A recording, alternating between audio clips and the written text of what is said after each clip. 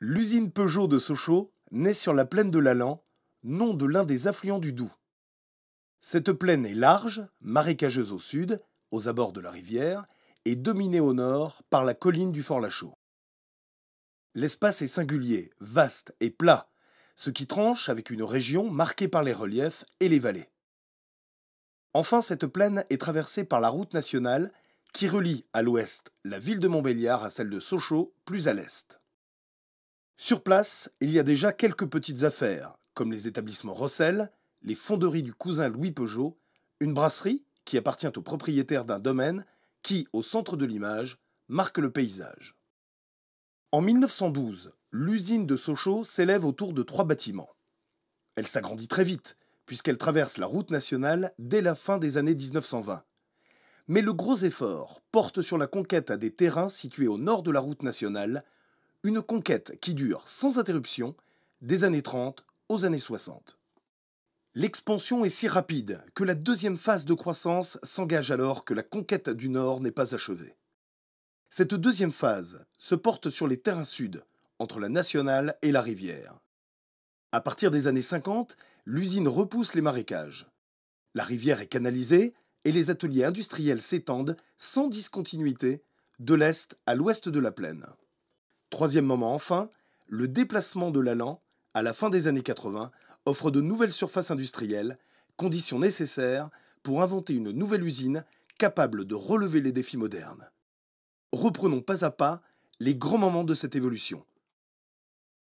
L'initiateur du projet de Sochaux est Robert Peugeot. C'est lui qui décide de mettre fin à l'éparpillement industriel d'une entreprise qui a lancé sa première voiture en 1890 et qui compte des usines à Audincourt, Beaulieu et Mandeure. Peugeot achète en 1911 14 hectares au nord de la route nationale. C'est là qu'une usine de 19 000 m² est construite autour de 3 bâtiments, tous achevés en 1912 et comprenant des ateliers de forge, de fonderie, de montage et d'outillage. Sochaux est destiné à un nouveau produit, le camion, à raison de 35 unités par mois. La Grande Guerre accélère le projet, les effectifs passant de 400 à près de 2000 ouvriers. Mais l'usine doit très vite se projeter dans l'après-guerre. Dès 1916, Peugeot dessine son avenir autour de Sochaux, qui deviendra son usine de référence. En 1917, 200 hectares de terrain sont achetés autour de l'usine existante, jusqu'au bord de l'Allan. Le vendeur est Edmond Yennet, le brasseur local, qui conserve sa propriété au cœur des terrains Peugeot, qui s'étendent sur les communes de Sochaux et de Montbéliard. Les constructions commencent aussitôt pour une mise en service effective en 1919. De part et d'autre de l'usine d'origine, on trouve à l'est, au premier plan, la fonderie, dite de Sochaux, de l'autre côté, un vaste atelier d'emboutissage. Plus loin, à l'ouest, au-delà de la propriété Yennet, Peugeot installe une forge, dite de Montbéliard.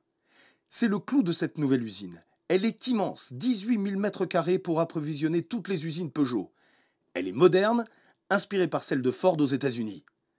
Aux côtés de cette forge, l'outillage, tout en longueur, trouve sa place. En 1920, Sochaux est prête pour l'économie de paix, concrétisée par le transfert en 1922 de la production de la quadrillette et par la construction d'une première ligne de montage en 1925. L'industrie automobile est en train de se transformer, marquée par l'introduction de la grande série, du travail à la chaîne, de ce que l'on appellera le Fordisme. Peugeot comprend la nécessité de cette évolution et décide de faire de Sochaux son usine à l'américaine. De 1924 à 1929, l'entreprise bouleverse son usine. Elle sera moderne, à l'image de cette forge, visible au premier plan, qui fait l'admiration de tous. La réorganisation commence au sud de la route nationale, là où la surface disponible est la plus grande. Peugeot construit la carrosserie, allongée pour y installer les chaînes de montage de la nouvelle 201, première voiture faite en série chez Peugeot. La carrosserie est la pierre angulaire de la modernité. Cette usine est idéalement située pour recevoir de la partie nord les tôles, les pièces et les éléments mécaniques. L'extension de la mécanique, au nord de la nationale, souligne l'importance et la cohérence globale du projet. Sochaux devient une référence de l'organisation industrielle, basée sur le modèle unique. Un ensemble dont les usines sont placées selon l'arbre généalogique des fabrications. C'est le grand Sochaux, fort de ses 10 000 ouvriers, capable de produire 240 voitures par jour.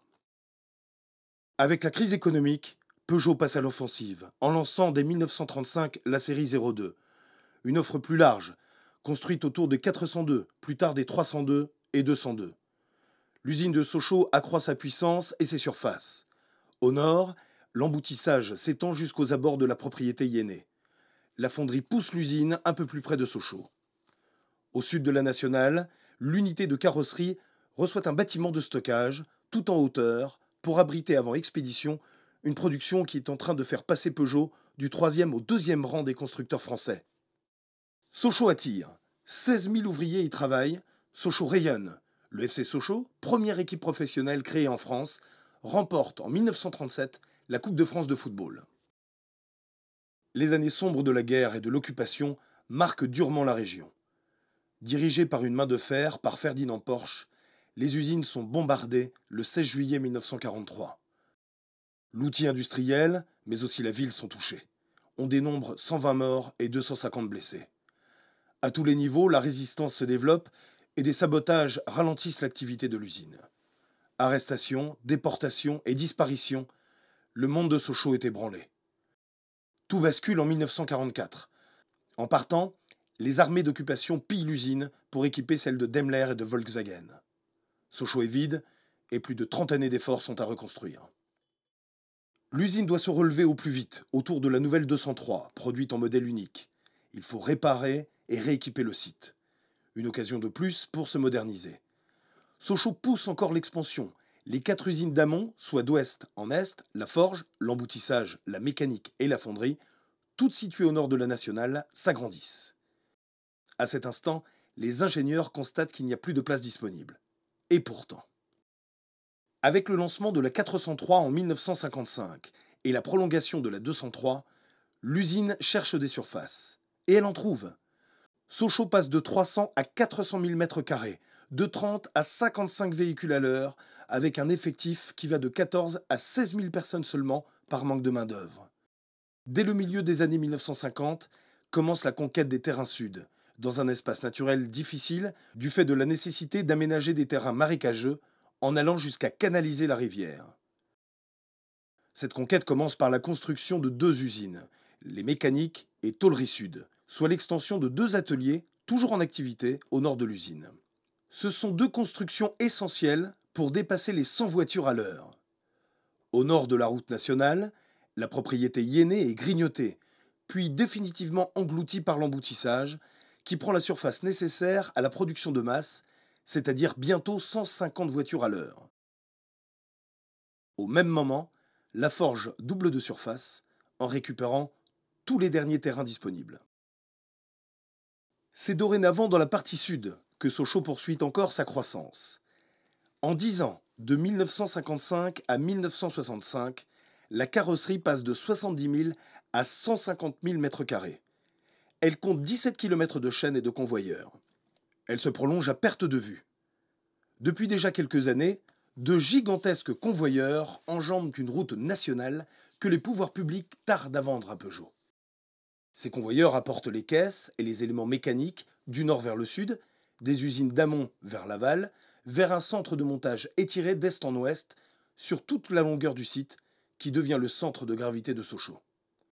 L'usine vient de passer l'Allan et d'entrer dans la commune d'Exincourt. Elle va y installer le traitement des eaux et déjà ses services techniques. Avec le lancement de la 504 en 1968, Sochaux passe à 3 modèles, 204, 404 et 504, et même 4 modèles en 1969 avec la 304. Les tôleries au sud sont installées dans les derniers espaces vides, cernés entre la rivière et les voies de chemin de fer. La cataphorèse est logée entre tôlerie et carrosserie. L'usine est à son maximum.